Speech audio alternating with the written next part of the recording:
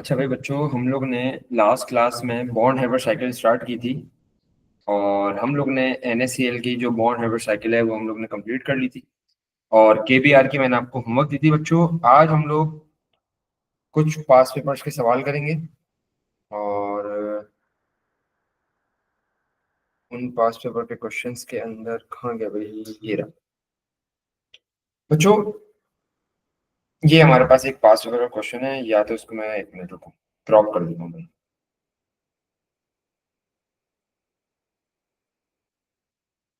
ये आ गया भाई, हमारे पास पास पेपर का क्वेश्चन है। इसमें हमें बोला हुआ क्या है भाई, ये देख लो कि use the data in the table below and relevant data from data booklet. अच्छा बच्चों, ये पुराना सवाल होगा, आई थिंक 2022 से पहले का ही है, जब तुम्हारे पास डेटा बुकलेट चली गई थी। To calculate the latest energy of potassium oxide. अच्छा भाई, इसमें जो डेटा मिसिंग है ना, वो तुम्हें डेटा बुकलेट से देखना होता था हम लोगों के टाइम पे, जब हम लोग ने ए लेवल्स दिया था। तो अब तुम्हारे पास सारा डेटा लिखा हुआ आएगा, तो तुम्हें डेटा बुकलेट वैसे तो गिवन नहीं होगी, और तुम्हें सारा डेटा गिवन है, ठीक है भाई। अब इसमें बोला हुआ है कैलकुलेट दी लेटेस्ट एनर्जी। अच्छा भाई, अगर मैं बात करूं, हमारे पास जो लेटेस्ट एनर्जी थी, उसका हमारे पास वो क्या होता था, जाके डेफिनेशन देखो लेटेस्ट एनर्जी की। हाँ भाई, जल्दी जल्दी जाओ, लेटेस्ट एनर्जी की डेफिनेशन देखो और फिर मुझे बताओ कि लेटेस्ट एनर्जी की डेफिनेशन है क्या।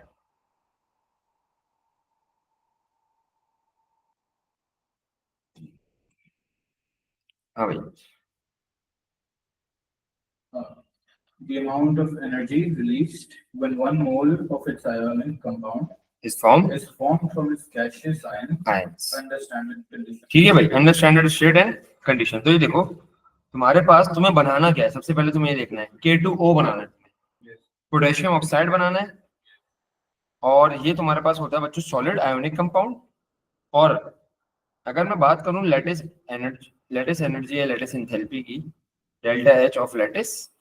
और तो ये तुम बनाते किससे हो, ये तुम बनाते हो फ्रॉम दियर गैशियस आयन, ऐसा ही है भाई, under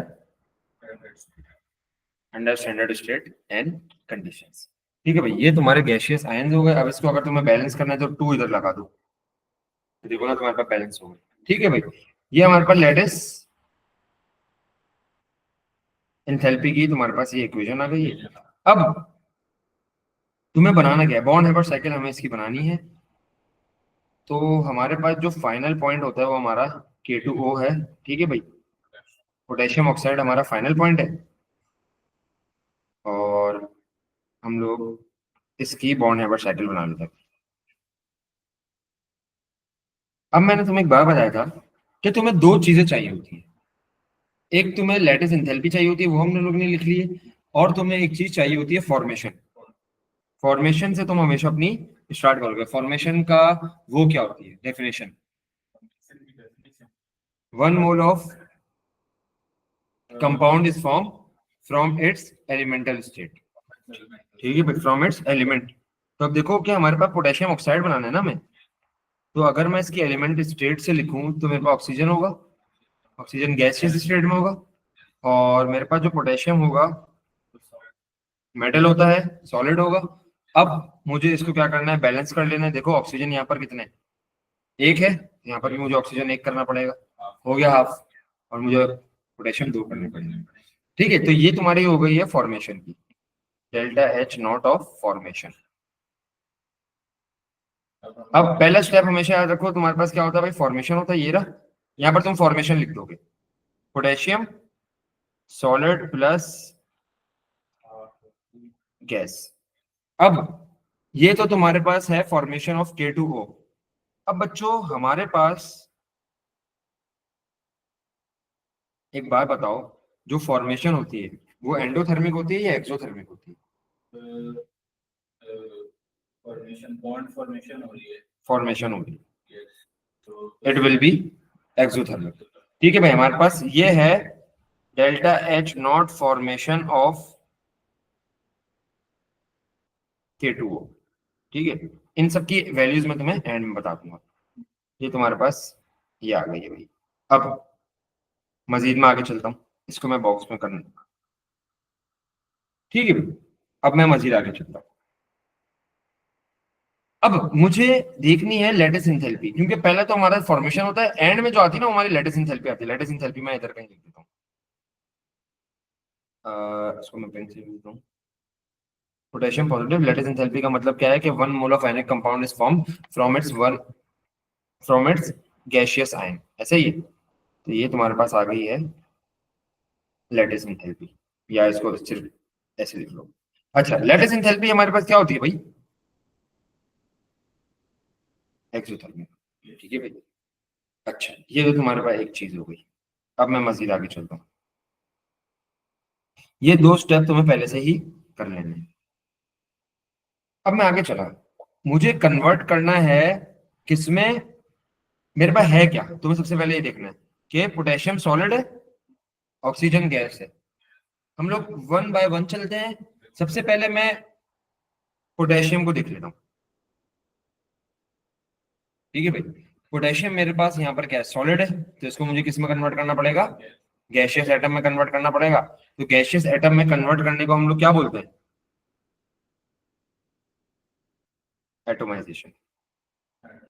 atomisation atomisation is always endothermic, क्योंकि हम लोग गैसियस एटम में कन्वर्ट कर रहे हैं, एनर्जी दे रहे हैं। ठीक है, तो हमारे पास एटोमाइजेशन क्या होगी? एंडोथर्मिक होगी। तो हमारे पास सर इतना तो देख के मतलब जो लास्ट अभी किया है वो देख के तो वैसे पता लग गया कि इन दो रिएक्शंस के अलावा तकरीबन सारे वो हैं। हाँ, ठीक है भाई। अच्छा, अब इसके बाद अब हम इनको गैसियस स्टेट में कर लेंगे, तो तुम्हारे पास पोटेशियम गैसियस स्टेट में आ गया, प्लस हाफ। अच्छा, यहाँ पर पोटेशियम दो है, ठीक है, हाफ O2 सर अभी तो गैसियस हाफ स्टेट। लिखने की जरूरत नहीं है ना, डायरेक्ट रोल लिख देंगे। अब डायरेक्ट, वो लिख या हाफ लिखने की जरूरत नहीं, एक दफा तो शो करती है हमने। लेकिन तुम्हारे पास अभी एटम में कन्वर्ट थोड़ी करा तुमने, आयन में। ठीक है भाई, एटमाइजेशन थोड़ी करी अभी तुमने इसकी। ठीक है, अब ये देखो, क्या तुम्हारे पास पोटेशियम जो है वो गैसियस स्टेट में आ गया? ऑक्सीजन पहले से गैसियस स्टेट में है। अब यहाँ पर जो है delta H naught of atomization. अच्छा देखो, यहाँ पर तुम्हें क्या formation of potassium oxide given है? हाँ, फॉर्मेशन गिवन है -361। ये देखो, तो मैं हाथ के हाथ लिखता भी जाता हूँ। -361 इसकी वैल्यू है। एटमाइजेशन ऑफ पोटेशियम गिवन है, हाँ, 89। ठीक है, अच्छा अब ये पता है किसकी गिवन है? 1 मोल की।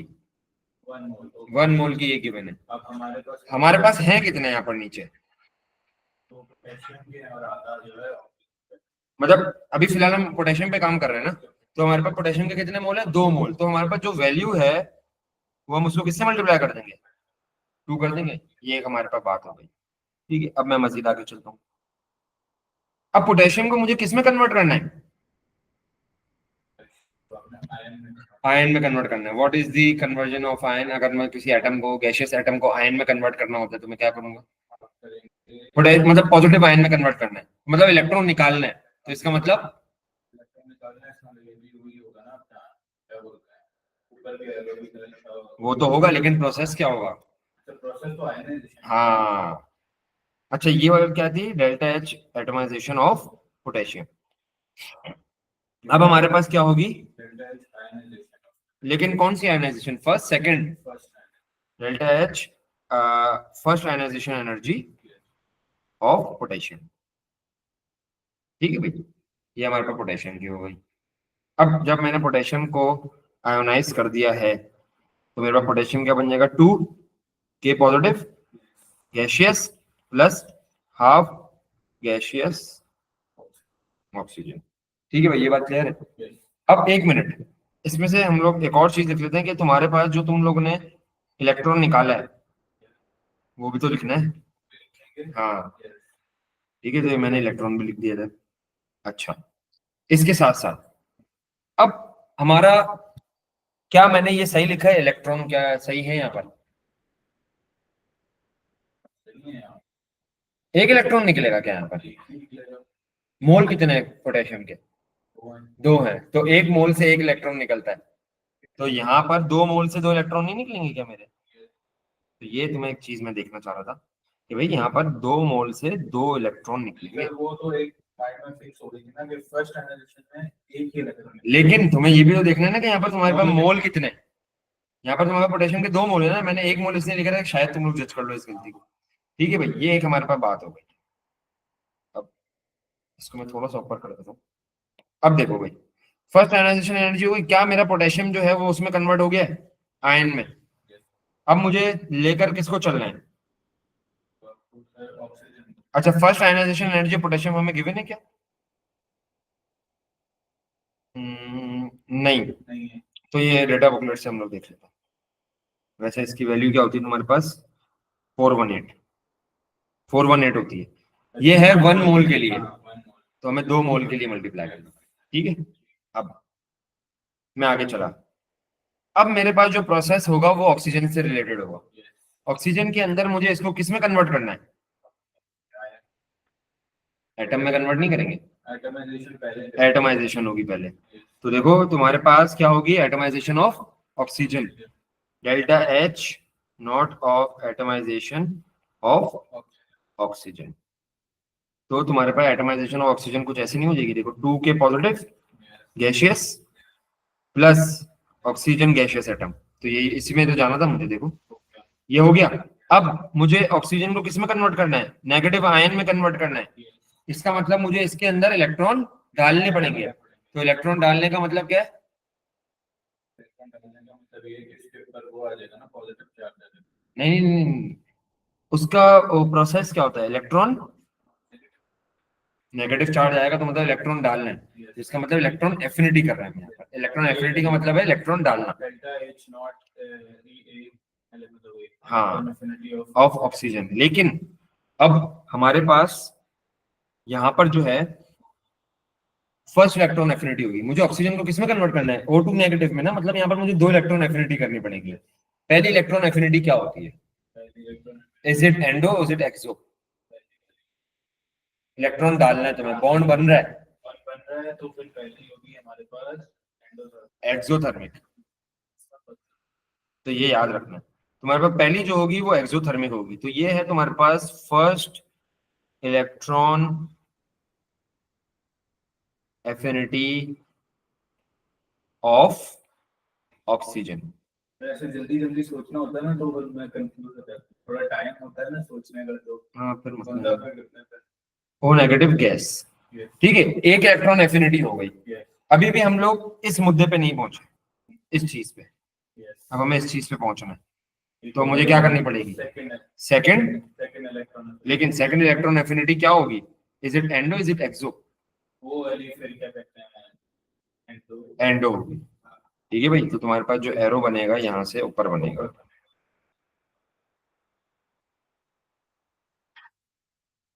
और तुम्हारे पास यहाँ पर तुम वो बना लो।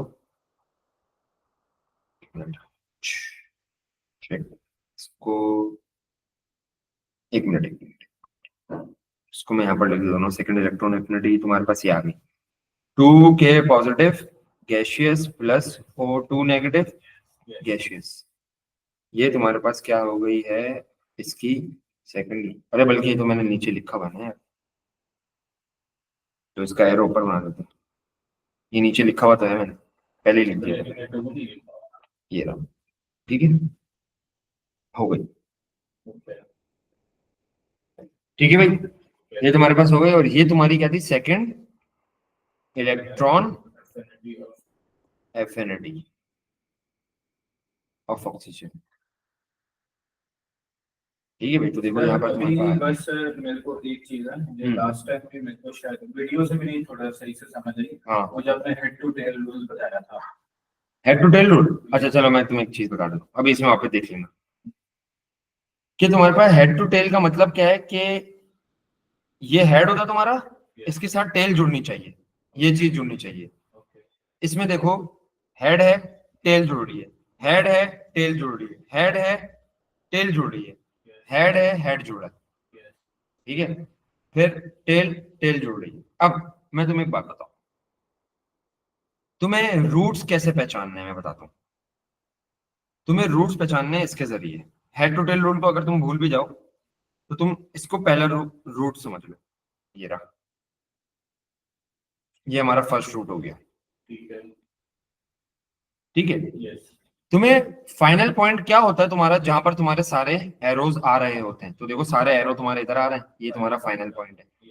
फाइनल पॉइंट से तुम्हें दो रूट देखने हैं, एक रूट तुम्हारा ये हो गया और दूसरा रूट तुम्हारा यहां से लेकर ये पूरा यहाँ तक हो गया। लेकिन वहाँ पे तो वो देखो, वो जो भी सेकंड आ रहा है जो पहले चेंज था, क्या कह रहे हो? अभी तो ऊपर देखें हेड टू हेड आ रहा है ना। हाँ, तो देखो यहाँ पर तुम्हारे पास लैटिस एनर्जी है, यस। लैटिस एनर्जी है, लैटिस इंथैल्पी। यस। इसके साथ तुम सारी चीजें रख दो और फॉर्मेशन की सारी सारी चीजें रख दो। ओके। ठीक है भाई, इसको फर्स्ट रूट कंसिडर कर लो, फॉर्मेशन से लेकर डायरेक्ट। ठीक है, ये फर्स्ट रूट है तुम्हारा यस। और तुम्हारा सेकंड रूट यहाँ से, काफी सारा। बाकी यहाँ तक तुम्हारा सेकंड रूट है। ओके। ठीक है, इसको हम लोग कंसिडर कर लेते हैं सेकंड रूट। अब अच्छा, बाकी सारी मैंने वैल्यूज लिखी। तो मैंने लेटेस्ट एनर्जी। हाँ, लैटिस एनर्जी तो हमें फाइंड करनी है। हमें फर्स्ट इलेक्ट्रॉन एफिनिटी ऑक्सीजन की बताई हुई है, हाँ बताई गई है, -141, -141। और सेकेंड इलेक्ट्रॉन एफिनिटी बताई है +798। ठीक है भाई, ये सारी चीजें हम लोगों को बता दी गई है। अब हमें इसकी क्या निकालनी है, लैटिस इंथैल्पी निकालनी है, लैटिस इंथैल्पी ऑफ K2O। अब हम इसको लिख लेते हैं भाई। देखो हेसिस लॉ में क्या कहता है कि first energy of first route is equal to energy of second root.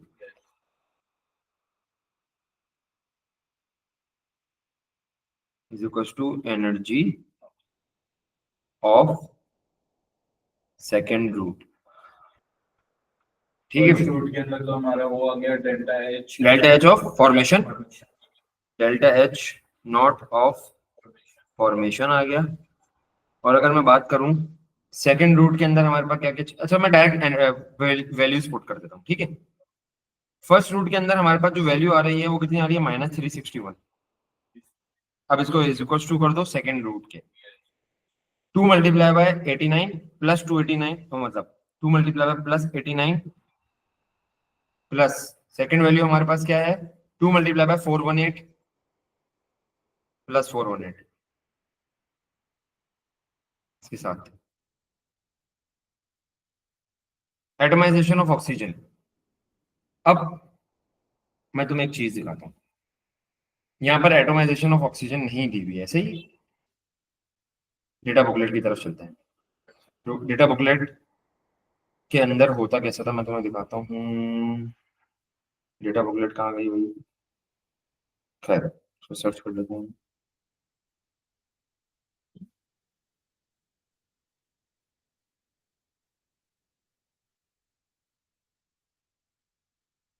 ये रही। अच्छा भाई, ये जो पहले के टाइम पे थी ना, ये डेटा बुकलेट थी, इसके अंदर सारी चीजें तुम्हें गिवन होती थी ये सब। अब देखो तुम्हारे पास बॉन्ड एनर्जीज एक चीज होती थी जो तुम लोगों ने एएस में पढ़ी है। तुम्हें एटमाइजेशन ऑफ ऑक्सीजन करनी है, ठीक है, तो तुम्हें बॉन्ड्स तोड़ने पड़ेंगे। देखो ऑक्सीजन ऑक्सीजन होता था, इसकी तुम्हें दी हुई है 496। ठीक है भाई, तुम्हें क्या दी हुई है, 496। अब मुझे एक बात बताओ कि यहाँ पर तुम्हें O2 को कन्वर्ट करना है किसमें, ऑक्सीजन में करना है, गैस में करना है। तो ये किसकी गिवन थी, 1 मोल की गिवन थी। तुम्हें किस में कन्वर्ट करना है, हाफ मोल में कन्वर्ट करना है। तो क्या तुम इसको डिवाइड बाय 2 कर दोगे। ठीक है भाई, तो तुम्हारे पास जो एटमाइजेशन है वो कितनी है, 496। और एटमाइजेशन इज ऑलवेज एंडोथर्मिक, तो पॉजिटिव 496, इसको तुम क्या कर दोगे, हाफ कर दो। ठीक है भाई, तो देखो बॉन्ड एनर्जी को तुम क्या करना है, सीधे सीधा हाफ कर देना, +496 ÷ 2। ठीक है भाई, ये तुम्हारे पास एटमाइजेशन हो गई। तो +2 +418 तक आ गए थे हम, +496 ÷ 2।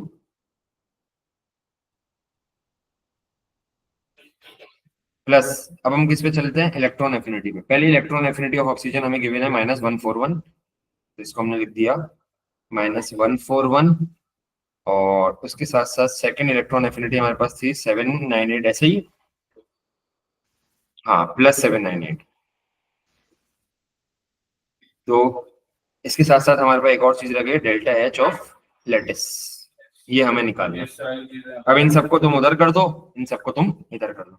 इसका मुझे आंसर बताना, इसका, ये पूरे, सिर्फ इसका करो फिलहाल, इसका आंसर बताओ मुझे।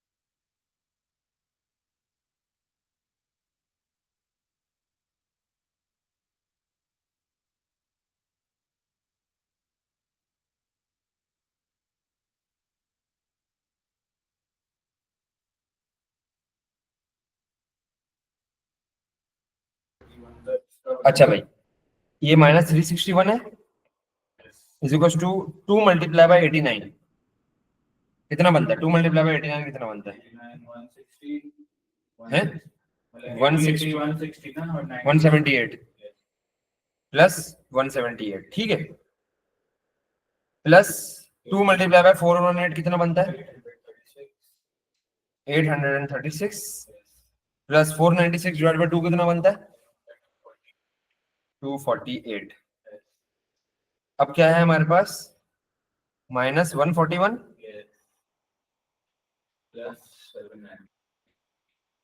798 और plus delta H of lattice. ठीक है, अब इसको कर लो, मैं कर देता हूँ इसको, अलजेब्रा कर लेते हैं। -361 -178 -836 -248 plus 141 -798 is equal to delta H naught of lattice. चलो अब बताओ इसकी value, delta H naught of lattice की।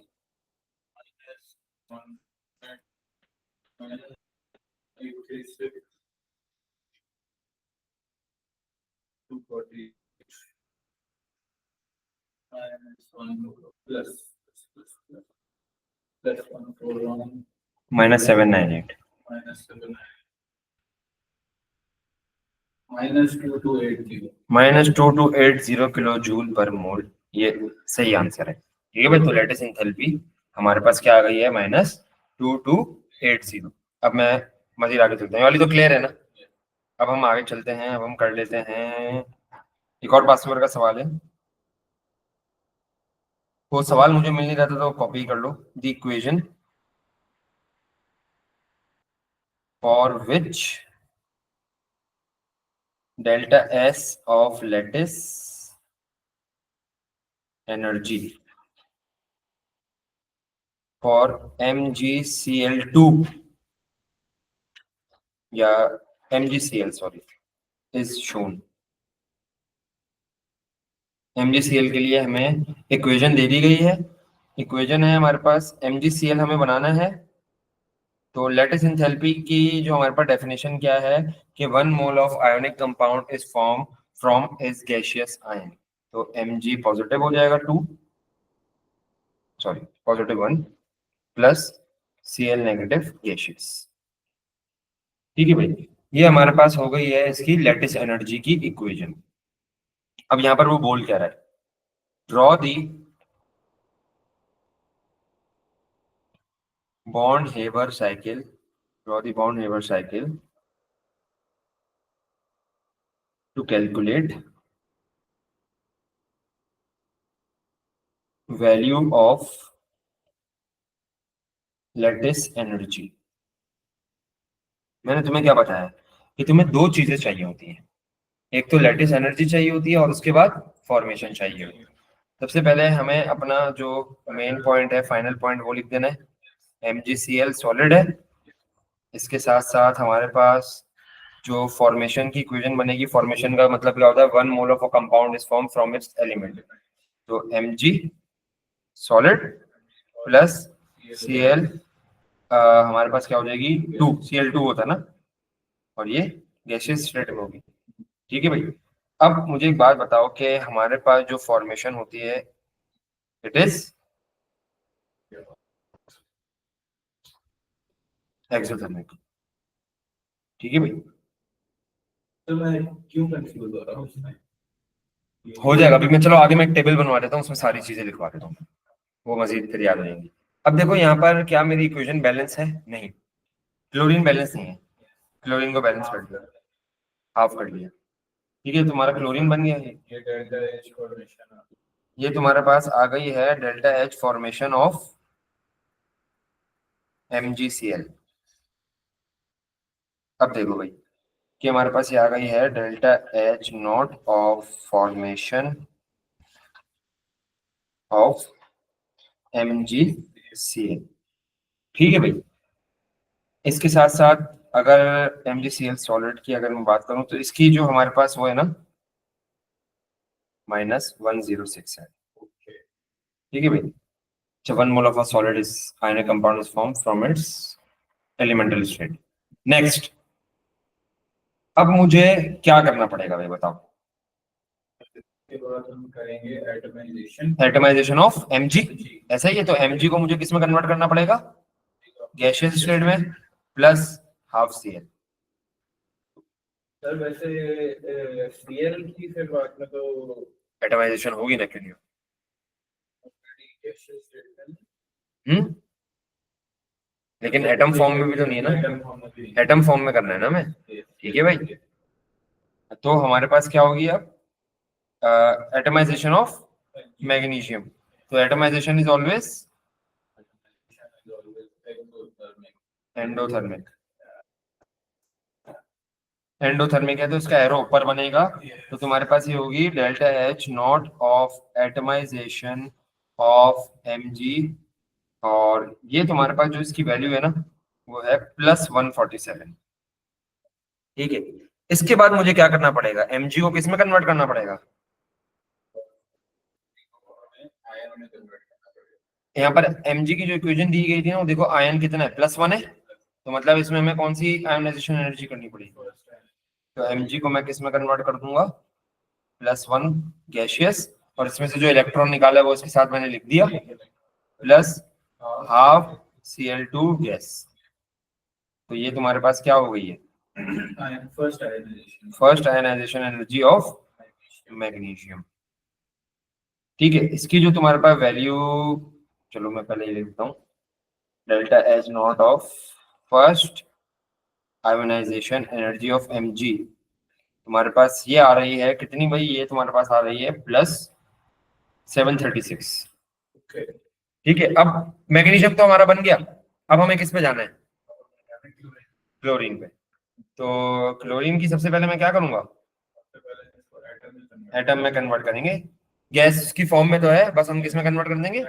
एटम में। तो Mg plus gaseous plus Cl gaseous. ठीक है। अब हमारे पास एटम में तो आ गया है, अब हम किस में कन्वर्ट करेंगे? एटम में आ गया तो अब हम इसको भी आयन में कन्वर्ट करेंगे। आयन में अब हमें इसको कन्वर्ट पहले तो हमने करना निकाला पड़ेगा। था हाँ, अब हम इसमें आयन डालेंगे। आयन नहीं, इलेक्ट्रॉन डालेंगे। Yes yes delta H naught of atomization of Cl था ये। यस अब हमें क्या करनी है? इसके अंदर इलेक्ट्रॉन डालना है, तो मतलब उसको हम क्या कहते हैं? Electron affinity. तो first electron affinity is always, bond बना रहे हो, एक्सोथर्मिक। ठीक है। First electron affinity is always exothermic. तो हम लोग क्या कर रहे हैं यहाँ पर? First electron affinity of chlorine gaseous. तो तुम्हारे पास ये कुछ ऐसा बन जाएगा कि Mg plus gas plus Cl negative gas. ठीक है, तो ये तुम्हारा हो गया है, और ये तुम्हारे पास लैटिस एंथैल्पी होती है, तो तुम्हारे पास ये इसका एरो ऐसे आ जाएगा, ये आ गया lattice delta H naught of lattice. First ionization energy जो तुम्हारे पास की है -349 है, और एटमाइजेशन ऑफ क्लोरीन जो तुम्हारे पास थी, मैं तुम्हें दिखाता हूँ, वही डेटा बुकलेट से हम लोग करेंगे वापस। ये देखो, क्लोरीन की बॉन्ड एनर्जी, तुम्हें कभी भी याद रखना, वो एटमाइजेशन ऑफ कोवेलेंट बॉन्ड्स नहीं देगा, वो हमेशा बॉन्ड एनर्जी दे देगा। बॉन्ड एनर्जी ही उनकी एटमाइजेशन होगी। अब देखो यहाँ पर क्लोरीन क्लोरीन की जो तुम्हें बॉन्ड एनर्जी दी हुई है वो 242 दी हुई है। ये कितने मोल की है? हमारे पास यहाँ पर क्लोरीन था कितना? हाफ मोल था, तो हमारे पास 1 मोल की कितनी है? 242। हाँ, तो प्लस 242। ठीक है, ये बात क्लियर हो गई है। इसकी लैटिस एंथैल्पी कैलकुलेट करो जल्दी जल्दी।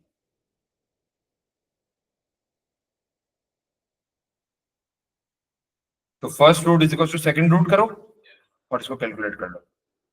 फर्स्ट रूट में हमारे पास क्या आता है, मैंने बताया था, मतलब फर्स्ट रूट ही हमारा हमेशा ये होता है। ठीक है, फर्स्ट रूट में हमारे पास -106 हो गया, सेकंड रूट में हमारे पास क्या है, +147 plus plus 736 plus plus 242 divide by 2, और फिर तुम्हारे पास क्या आ जाएगा, plus -349 and then plus delta H naught of lattice. ठीक है भाई, ये कैलकुलेट करो और फिर मुझे delta H naught of lattice की वो बताओ वैल्यू।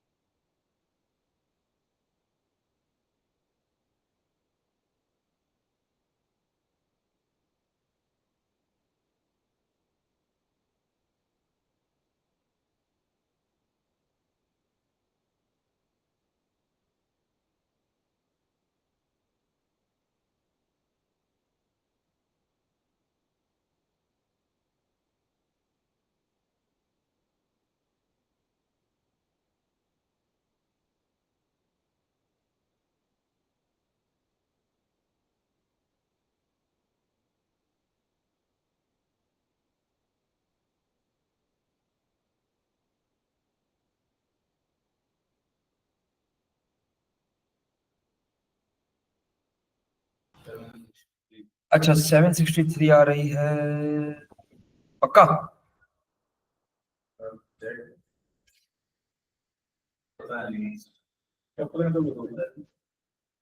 मैंने 107 736 मैंने वैल्यू सही लिखी है, 242 divide by 2 -349 106 736 147 736 plus 242 divide by 2, 242 को डिवाइड बाई 2 करा,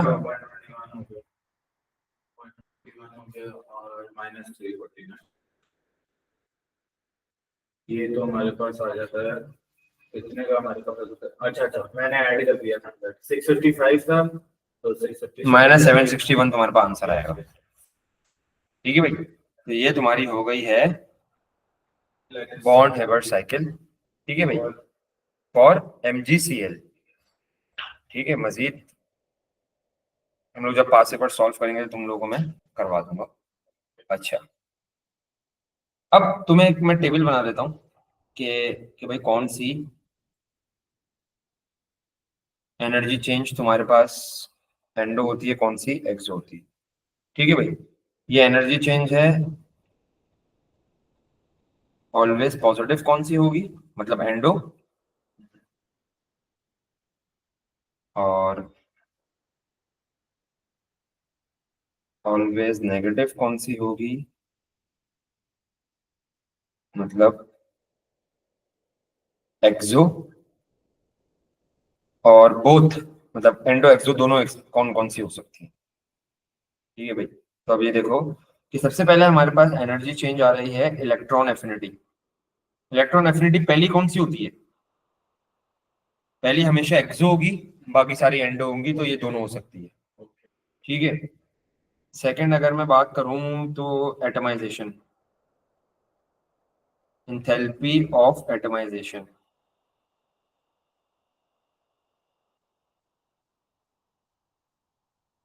इसके बाद हमारे पास एटमाइजेशन के अंदर तुम क्या कर रहे होते हो, गैसियस फॉर्म में कन्वर्ट कर रहे होते हो, मतलब एनर्जी दे रहे होते हो, तो ये हमेशा एंडो होगी, मतलब पॉजिटिव होगी। ठीक है। इसके साथ साथ आयोनाइजेशन एनर्जी। हाँ भाई, आयोनाइजेशन एनर्जी में क्या कर रहे हो? इसके अंदर भी हम लोग क्या करते हैं, वो कर रहे हैं ना, बॉन्ड तो बॉन्ड तोड़ रहे हैं, मतलब एनर्जी दे रहे हैं, तो ये एंडो है। Fourth, lattice. अच्छा याद रखो, लैटिस जो तुम्हारे पास बात होती है ना लैटिस एनर्जी की, तो तुम्हारे पास जब भी लैटिस एनर्जी की बात आए तो तुम्हारे पास फॉर्मेशन की बात आती है, लैटिस एनर्जी ऑफ फॉर्मेशन। तो लैटिस एनर्जी ऑफ फॉर्मेशन तुम्हारे पास हमेशा क्या होती है? एक्सोथर्मिक। और इसके साथ साथ अगर मैं बात करूं फॉर्मेशन की, इंथैल्पी ऑफ फॉर्मेशन, तो वो तुम्हारे पास, तो ऑब्वियसली बॉन्ड फॉर्मेशन हो रही है। अच्छा ये किसी किसी केसेस में ना पॉजिटिव भी होती है। ठीक है, तो लेकिन तुम याद क्या रखोगे? बोथ। ठीक है। इसके बाद तुम्हारे पास सिक्स्थ क्या है? कंबशन, जो तुमने एएस में पढ़ी होगी, वो यहाँ पर भी सारी चीजें ना रिपीट होती हैं। तो इंथैल्पी चेंज ऑफ कंबशन,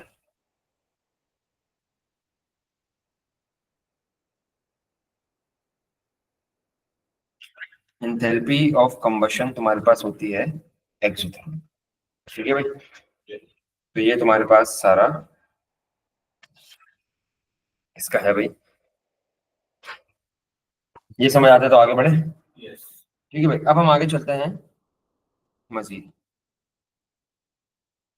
बच्चों, हमारे पास जब भी तुम एनर्जेटिक्स के बारे में पढ़ते हो, एनर्जेटिक्स तो बहुत आसान है, उसके अंदर तुम तीन चीजें पढ़ते हो।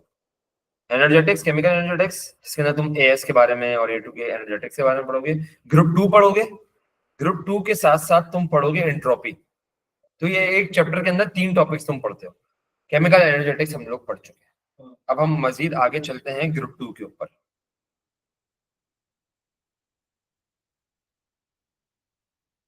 ठीक है भाई, ग्रुप टू के ऊपर चलते हैं हम लोग। अब सबसे पहली चीज हमारे पास आ रही है आयन पोलराइजेशन।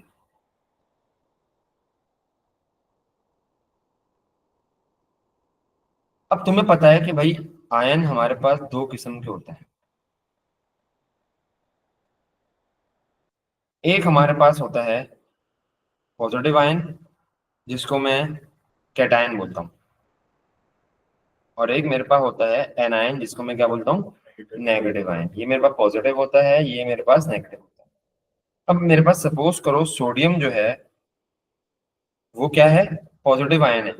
उसने अपना इलेक्ट्रॉन लूज कर दिया, तो बच्चा समझता है कि सर उस पर एक ही पॉजिटिव आयन होगा। अब बात तो सही है कि उस पर पॉजिटिव वन का चार्ज है, लेकिन वो पॉजिटिव वन का चार्ज ना स्प्रेड आउट हुआ होता है, ऐसे चारों तरफ घूम रहा होता है। पूरे सोडियम एटम पे, आयन पे होगा ये पॉजिटिव आयन। इसका मतलब हरगिज ये नहीं है कि सोडियम पे बहुत सारे पॉजिटिव है, नहीं, पॉजिटिव वन ही है, लेकिन वो क्या कर रहा है? फैला हुआ है चारों तरफ, एटम के अराउंड फैला हुआ है वो charge. Same goes for negative ion, जैसे कि क्लोरीन है तुम्हारा। क्लोरीन क्या करता है? नेगेटिव आयन बनाता है, तो उसका जो नेगेटिव आयन है ना, वो ऐसे चारों तरफ क्या होगा? फैला हुआ होगा। हालांकि नेगेटिव वन आयन ही है, वन नेगेटिव ही है इस पे, लेकिन वो फैला चारों तरफ होगा। तो इस चीज को पता है हम क्या कहते हैं? स्प्रेड आउट ऑफ चार्ज, या स्प्रेड आउट ऑफ चार्ज को हम क्या कहते हैं भाई? Electron cloud. क्या कहते हैं भाई हम इसको? इलेक्ट्रॉन क्लाउड कहते हैं हम इसको। ठीक है भाई, इसको हम क्या कहते हैं? Electron cloud. अब जैसे कि मेरे पास एक पॉजिटिव चार्ज है और मेरे पास क्लोरीन है, ये क्लोरीन है। क्लोरीन के ऊपर जो नेगेटिव चार्ज था क्या वो स्प्रेड आउट हुआ था? पहले अगर मैं अभी सपोज करो मैंने इसके साथ कोई भी कैटायन नहीं लगाया, तो इसके पास जो पॉजिटिव चार्ज होगा वो क्या होगा? स्प्रेड आउट होगा। सॉरी, नेगेटिव चार्ज जो होगा वो क्या होगा? स्प्रेड आउट होगा। अब मुझे एक बात बताओ कि जब इसके साथ मैं पॉजिटिव चार्ज लगाऊंगा तो तुम्हारे पास जो पॉजिटिव और नेगेटिव जो है क्या एक दूसरे को अट्रैक्ट करेगा? ठीक है भाई। तो तुम्हारे पास होगा क्या कि इन दोनों के बीच में एक फोर्स ऑफ अट्रैक्शन बन जाएगी। मैं दूसरे कलर से बना देता हूँ। ये क्या बन जाएगी? एक फोर्स ऑफ अट्रैक्शन बन जाएगी। अब इसमें हुआ क्या कि जो सारे नेगेटिव थे इस साइड वाले पहले इवनली डिवाइड थे, अब पॉजिटिव ने नेगेटिव अपनी तरफ खींच लिए सारे, देखो। तो क्या ये स्लाइटली नेगेटिव बन गया और ये स्लाइटली पॉजिटिव बन गया? तो क्या यहाँ पर पोल्स बन गए? Polarization means poles. ठीक है भाई, तो हमारे पास क्या हुआ? यहाँ पर पोल्स बन गए। अब होता क्या है कि तुम्हारे पास इन पोल्स की बनने की वजह से क्या होता है पता है? ये नेगेटिव कौन अट्रैक्ट कर रहा है? पॉजिटिव अट्रैक्ट कर रहा है। इसकी वजह से होगा क्या, तुम्हारे पास ये जो क्लोरीन है ना, एक साइड से पॉजिटिव एक साइड से पॉजिटिव नहीं नहीं, एक साइड से पॉजिटिव नहीं हुआ, ये स्लाइटली पॉजिटिव हो गया। इसको मैं थोड़ा सा लेकिन फिर भी वो एटम के तो अंदर ही है ना, क्या? इलेक्ट्रॉन अभी भी। हाँ हाँ, ऑब्वियसली इलेक्ट्रॉन तो स्लाइटली पॉजिटिव कैसे? यार तुमने उसमें नहीं पढ़ा? जैसे कि HCl होता है, यस। इलेक्ट्रोनेगेटिविटी की वजह से क्लोरीन इलेक्ट्रॉन ज्यादा अपनी तरफ खींचता है। तो अभी तक अपनी तरफ ट्रांसफर नहीं करे उसने, लेकिन अपनी तरफ खींचे में। क्लोरीन के बाद देखो नेगेटिव चार्ज ज्यादा है तो स्लाइटली नेगेटिव हो गया। इसके पास से पॉजिटिव चार्ज, इस पे नेगेटिव चार्ज ज्यादा था क्योंकि दोनों इलेक्ट्रॉन इसने ज्यादा खींचे हुए थे ड्यू टू इलेक्ट्रोनेगेटिविटी। तो इसमें से इलेक्ट्रॉन दूर होगा तो इस पे स्लाइटली पॉजिटिव चार्ज आ गया। ये परमानेंट नहीं होता, ठीक है। अब जब पॉजिटिव चार्ज ने क्लोरीन का नेगेटिव चार्ज खींचा तो उसके अंदर एक डिस्टॉर्शन हुई। क्या हुई? डिस्टॉर्शन ऑफ इलेक्ट्रॉनिक क्लाउड हुआ। देखो ना कि तुम्हारे पास जो इसका नेगेटिव चार्ज है वो किससे अट्रैक्ट हो रहा है? पॉजिटिव से अट्रैक्ट हो रहा है। तो ये जो है ना क्लोरीन के एटम के अंदर एक क्या होगी? डिस्टॉर्शन ऑफ इलेक्ट्रॉनिक क्लाउड होगी। डिस्टॉर्शन ऑफ इलेक्ट्रॉनिक क्लाउड, ये होती है तुम्हारे पास आयन पोलराइजेशन। ठीक है भाई। जब भी तुम्हारे पास किसी नेगेटिव चार्ज के करीब या नेगेटिव एनायन के करीब, एनायन के करीब मैं जब भी एक पॉजिटिव चार्ज लेकर जाऊंगा या कैटायन लेकर जाऊंगा, वो कैटायन क्या करेगा? एनायंस का जो नेगेटिव चार्ज है अपनी तरफ खींचेगा और उसका जो इलेक्ट्रॉनिक क्लाउड है उसको क्या करेगा? डिस्टॉर्ट करेगा। डिस्टॉर्ट का मतलब खराब करेगा, शेप चेंज करेगा, तोड़ेगा। तोड़ेगा तो खैर नहीं, शेप चेंज करेगा। तो उसको हम क्या कहेंगे? Ion polarization. इसकी हम सबसे पहले आप डेफिनेशन लिख लेते हैं।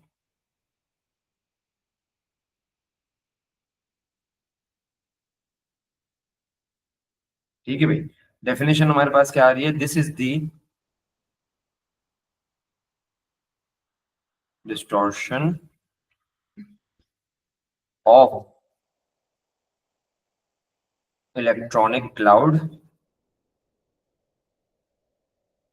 ऑन एन anion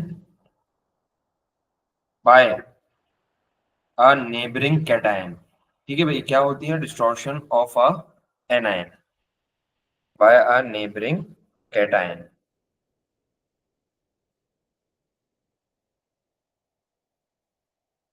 अच्छा, अब इसके साथ साथ एक नोट भी लिख लो इसके अंदर कि this distortion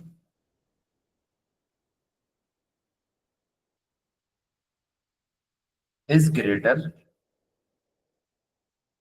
when cation is smaller। जितना कैटायन स्मॉलर होगा ये इतनी डिस्टॉर्शन क्या होगी? ज्यादा होगी। when cation is smaller and highly charged। And highly charged. Highly charge का मतलब क्या है कि भाई मोर न्यूक्लियर अट्रैक्शन,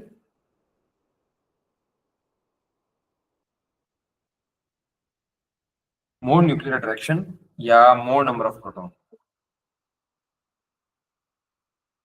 डिस्टॉर्शन ज्यादा कब होगी तुम्हारे पास? जब तुम्हारे पास कैटायन स्मॉल होगा, मतलब उसका रेडियस छोटा होगा, और इसके साथ साथ वो ज्यादा चार्ज का होगा। अब जैसे कि अगर मैं बात करूं तुम्हारे पास कि NaCl की अगर मैं बात करता हूँ, Na तुम्हारे पास क्या बनाता है? पॉजिटिव चार्ज बनाता है। और इसकी पॉजिटिव बनाने के बाद इलेक्ट्रॉनिक कॉन्फ़िगरेशन होती है 1s2 2s2 2p6। क्लोरीन की नेगेटिव होती है, इसकी होती है 1s2 के बाद 17 होते हैं तो 18 हो जाते हैं। 1s2 2s2 2p6 3s2 and 3p6। ठीक है, ये तो इसकी इलेक्ट्रॉनिक कॉन्फ़िगरेशन होती है। अब हमारे पास ये देखो, ये सोडियम है और इसके अंदर तुम्हारे पास पॉजिटिव चार्ज फैला हुआ है चारों तरफ। पॉजिटिव चार्ज ऐसे चारों तरफ फैला हुआ है, और ये किसके करीब है? ऑब्वियसली क्लोरीन के करीब है, तो इसके अंदर क्या फैला हुआ है? Negative charge. ठीक है, अब हुआ क्या कि जब मैंने पॉजिटिव चार्ज नेगेटिव चार्ज के करीब लेकर गया तो क्या हो जाएगी भाई? डिस्टॉर्शन हो जाएगी। सर वैसे भले ही क्या कहते हैं सोडियम का क्या कहते हैं रेडियस छोटा है, हाँ उसके अंदर फोर्स ऑफ अट्रैक्शन मतलब वो नेगेटिव को अपनी तरफ अट्रैक्ट ज्यादा करेगा, ठीक है, लेकिन फिर भी डिस्टॉर्शन थोड़ी सी तो उसमें भी तो होगी ना। किसमें? Na के अंदर, सोडियम के अंदर? हाँ। देखो मैंने उधर क्या लिखा हुआ है, distortion of electronic cloud of an anion by a neighbouring cation. याद रखो, ये जो डिस्टॉर्शन कर रहा है ना, ये कैटायन कर रहा है, कैटायन डिस्टॉर्ट नहीं हो रहा, डिस्टॉर्शन कैटायन कर रहा है। ठीक है भाई, ये बात क्लियर है? मतलब उसके जो है जो पॉजिटिवली चार्ज है वो अपनी जगह से उसके हिलते नहीं है, हाँ वो बस तो उसको दूसरे को डिस्टॉर्ट करता है। हाँ, ये दूसरे को डिस्टॉर्ट करता है, तो देखो ये कुछ ऐसा बन जाएगा, डिस्टॉर्ट कर दिया इसका क्लाउड, और हमारे पास ये क्या बन जाएगा? ये पॉजिटिवली चार्ज है और ये नेगेटिवली चार्ज है। ठीक है भाई, ये बात क्लियर है? अच्छा अब देखो कि सर हमारे पास जो क्लोरीन है, इसका भी तो न्यूक्लियस है, इसका भी तो न्यूक्लियस है। ये क्लोरीन के नेगेटिव चार्ज को क्यों नहीं खींच रहा? ठीक है भाई, तो याद रखो ये जो डिस्टॉर्शन की प्रॉपर्टी है ये किसकी है? कैटायन की। साइड में तुम देखो, यहाँ पर भी पॉजिटिव चार्ज है और इसमें भी पॉजिटिव चार्ज है, तो ये डिस्टॉर्शन कहाँ से ज्यादा होगी? ऑब्वियसली कैटायन वाली साइड से ज्यादा होगी। तो तुम्हारे पास ये नेगेटिव चार्ज से ये ज्यादा डिस्टॉर्ट करता है, इसको हम कहते हैं क्या? उसके क्या कहते हैं उसके न्यूक्लियस का प्रोटॉन पुल इतना नहीं, उसका क्या बोलते इसके हैं? ऊपर पॉजिटिव चार्ज यहाँ पर भी है हाँ। और उसके अंदर पॉजिटिव चार्ज न्यूक्लियस में भी है। तो तुम्हारे पास वो जब ही ज्यादा पावर से क्या खींच रहा है? न्यूक्लियर पुल। हाँ, न्यूक्लियर पुल भी ज्यादा है और इसके साथ साथ ये भी कह सकते हैं इसमें पॉजिटिव चार्ज भी है ना। ठीक है, तो इसके इलेक्ट्रॉन्स को, इलेक्ट्रॉन बोलो, नेगेटिव चार्ज को ज्यादा खींच रहा है अपनी तरफ। इसको हम क्या कहते हैं कि पोलराइजिंग पावर। इसको हम क्या कहते हैं? Polarizing power. कि किसी भी चीज को हम क्या करें कि ability of a cation to distort या टू कह सकते हैं कि हम लोग attract the electrons of the negative ion. ठीक है भाई, तो इसके अंदर हम लोग क्या लिख देते हैं? Polarizing power.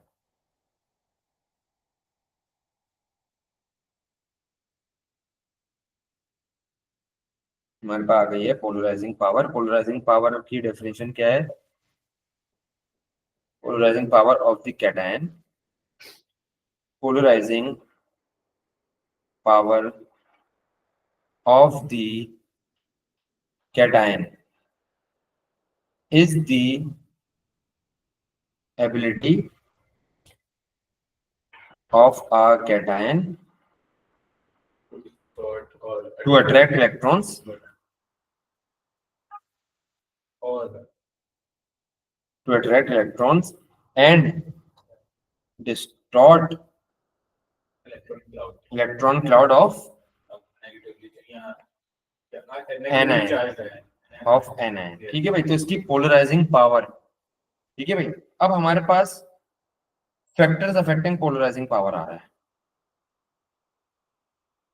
पोलराइजिंग पावर क्या है भाई, कितनी पावर से वो उसके इलेक्ट्रॉन्स खींच रहा है और उसके इलेक्ट्रॉन क्लाउड को डिस्टॉर्ट कर रहा है। फैक्टर्स अफेक्टिंग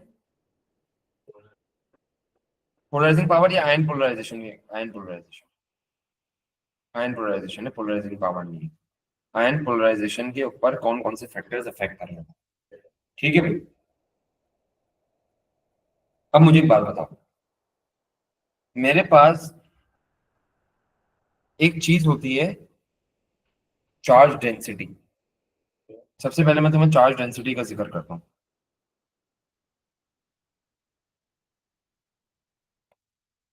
ठीक है भाई, डेंसिटी का मतलब क्या होता है, मास पर वॉल्यूम।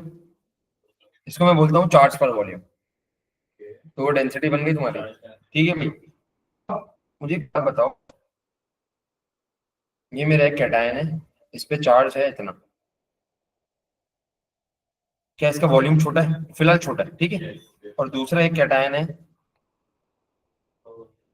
इसका वॉल्यूम ज्यादा है और इसका चार्ज हो है।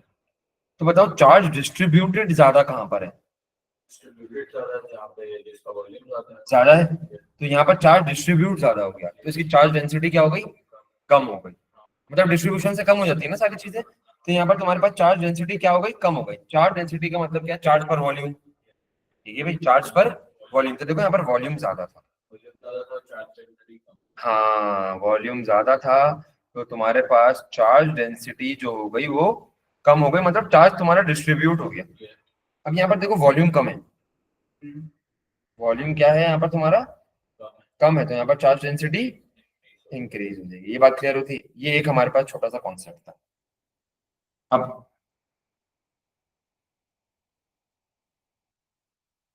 एक तो ये बात हो गई, चार्ज डेंसिटी को मैं इधर लिख देता हूँ, ये छोटा सा एक कॉन्सेप्ट था चार्ज डेंसिटी का।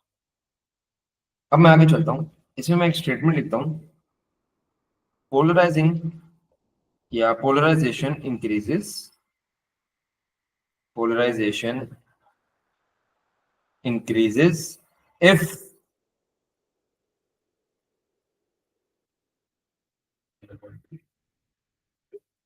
cation is smaller। जब तुम्हारे पास कैटायन स्मॉल होगा, ठीक है, तो क्या उसकी चार्ज डेंसिटी ज्यादा होगी कम होगी? ज्यादा होगी, तो सामने वाले को ज्यादा अट्रैक्ट कर पाएगा जब उसकी चार्ज डेंसिटी ज्यादा होगी। ठीक है, ये एक बात होगी। इसके अंदर वो वाला फैक्टर डाल सकते हैं जो पहले की रेडियस कम होगा, नहीं बल्कि इसके अंदर जो डिस्ट्रीब्यूट हुआ है ना, हाँ, इस वजह से वो लिखने की जरूरत। इसके जो फैक्टर्स हैं वो मैं बता रहा हूँ ना, कि हमारे पास पोलराइजेशन इंक्रीज कब होती है कि कैटायन इज स्मॉलर, और कैटायन के ऊपर हम बात कर रहे हैं फिलहाल, कैटायन छोटा होगा और कैटायन पे चार्ज ज्यादा होगा, cation has a greater charge. अब एक गौर से भी बात देखो, कैटायन छोटा भी है और उसके ऊपर चार्ज ज्यादा भी है, तो उसके अंदर चार्ज इतना डिस्ट्रीब्यूट नहीं हो रहा, तो क्या उसकी हायर चार्ज डेंसिटी नहीं हो जाएगी? हायर चार्ज डेंसिटी, हाँ, और डिस्ट्रीब्यूट भी इतना नहीं हुआ हुआ, हायर चार्ज डेंसिटी। ठीक है भाई, हायर चार्ज डेंसिटी हमारी होगी। और अब एक और चीज करते हैं हम, थर्ड फैक्टर हमारे पास आ रहा है एनायन इज बिगर। अब मुझे एक बात बताओ, एनायन बिगर होगा तो उसके अंदर भी न्यूक्लियस होगा ना, ऐसा ही है। तो जब एनायन बिगर होगा, मुझे एक बात बताओ कि उसके न्यूक्लियस में और नेगेटिव चार्ज के बीच में फोर्स ऑफ डायरेक्शन कैसी होगी? कम होगी। तो क्या उसके जो नेगेटिव चार्ज है उसको डिस्टॉर्ट करना या अपनी तरफ खींचना आसान होगा?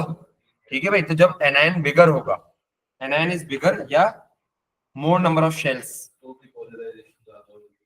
नहीं नहीं, उसको पोलराइजेशन नहीं बोलेंगे। पोलराइज तो कौन कर रहा है?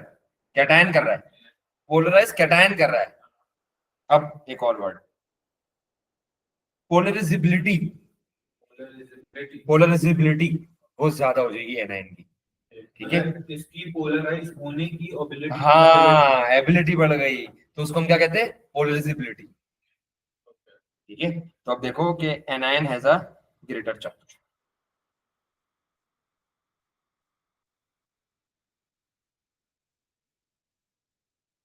नेगेटिव, जितना ज्यादा नेगेटिव चार्ज होगा, -1 था पहले, अगर -2 हो गया तो मतलब ज्यादा चार्ज है इसके ऊपर, तो वो ज्यादा अट्रैक्ट करेगा। हाँ, ठीक है भाई, तो ये हमारे पास हो गया। तो इसमें तुम्हारे पास जो एनायन की पोलराइजेबिलिटी की, ये होता है वर्ड, पोलराइजेबिलिटी, पोलराइजेबिलिटी, इसकी जो पोलराइजेबिलिटी होने की, क्या कह सकते हैं, पोलराइजेबिलिटी की, उसका एक वर्ड यार दिमाग से निकल गया, हायर पोलराइजेबिलिटी होगी, चलो उर्दू में एक वर्ड था वो दिमाग से निकल गया मेरा, खैर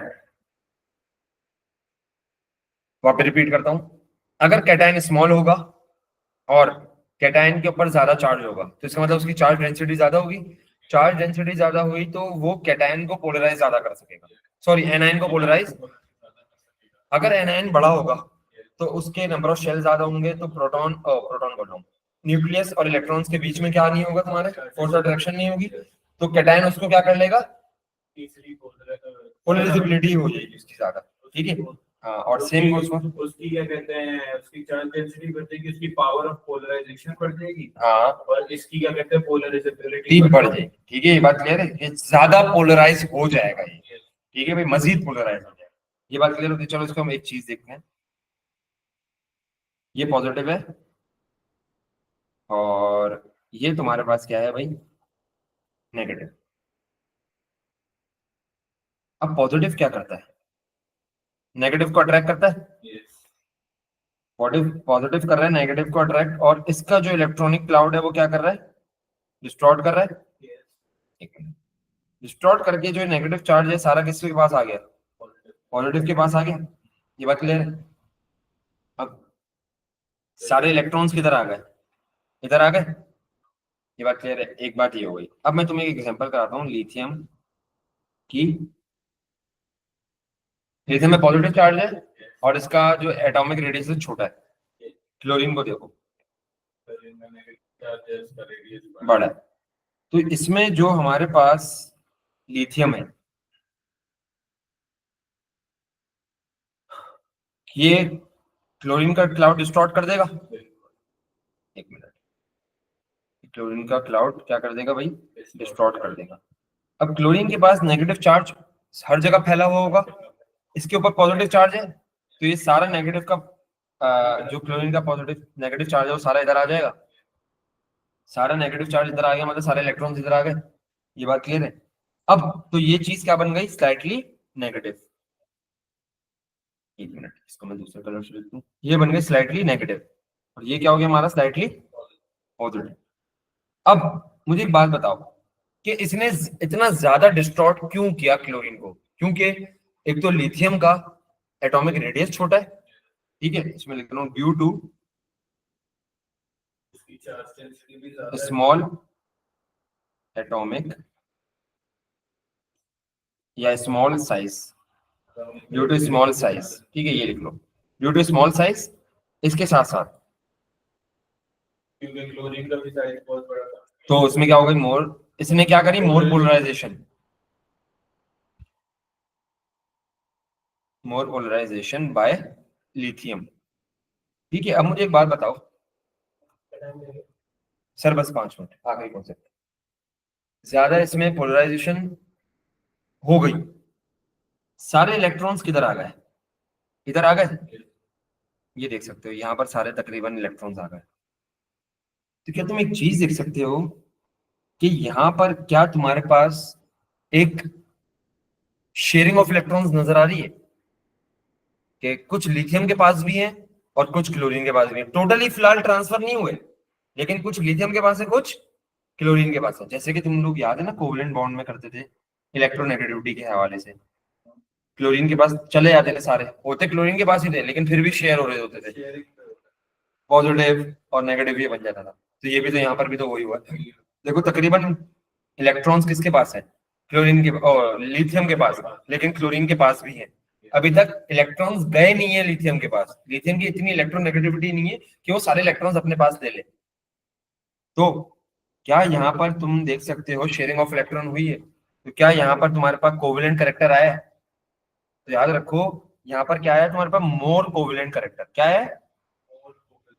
कोवेलेंट करेक्टर। अब मोर कोवेलेंट करेक्टर क्यों आया यहाँ पर? क्योंकि तुम्हारे पास जो लिथियम था ना, उसके साथ साथ लिथियम का जो साइज था वो क्या था, छोटा था। तो याद रखो जब भी तुम्हारे पास कैटायन का साइज छोटा होगा तो वहां पर एनायन और कैटायन के अंदर क्या आएगा, मोर कोवेलेंट करेक्टर आएगा। इसके साथ साथ अब मैं आगे चलता हूँ, अब मैं चलता हूँ सोडियम की तरफ। एज कंपेयर टू लिथियम, मेरे पास सोडियम का जो है वो क्या है, साइज बड़ा है। साइज बड़ा। साइज बड़ा है तो इसकी तुम्हारे पास चार्ज डेंसिटी में क्या फर्क आएगा? इसकी चार्ज डेंसिटी कम होगी, कम हो जाएगी ज्यादा ऑब्वियसली। divided होगा। हाँ, इसका जो पॉजिटिव चार्ज है वो ज्यादा डिवाइडेड होगा।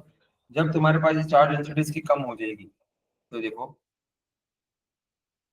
ये सोडियम था, ये क्लोरीन के क्लाउड को डिस्टॉर्ट तो करेगा लेकिन इतना नहीं करेगा। देखो ये इतना नहीं करेगा लेकिन कर रहा है। ऊपर देखो कितना डिस्टॉर्ट हुआ हुआ था क्लोरीन, यहाँ पर क्लोरीन इतना डिस्टॉर्ट नहीं हुआ हुआ। तो यहाँ पर जो कोवेलेंट करेक्टर होगा वो कैसा होगा, लेस कोवेलेंट करेक्टर होगा तुम्हारे पास। ठीक है, तो यहाँ पर तुम्हें क्या होगा, लेस पोलराइजेशन हुई। लेस पोलराइजेशन, लेस पोलराइजेशन क्यों हुई? हाँ, due to large size of cation, large size of cation और लेस पोलराइजेशन हुई, जिसकी वजह से तुम्हारे पास क्या बना, लेस लेस कोवेलेंट करेक्टर। इतनी स्ट्रांगली उसने इलेक्ट्रॉन्स नहीं खींचे ना, तो लेस कोवेलेंट करेक्टर। तो ये आज की हमारी क्लास है बच्चों, इंशाल्लाह फिर नेक्स्ट क्लास में मिलेंगे। ठीक है भाई,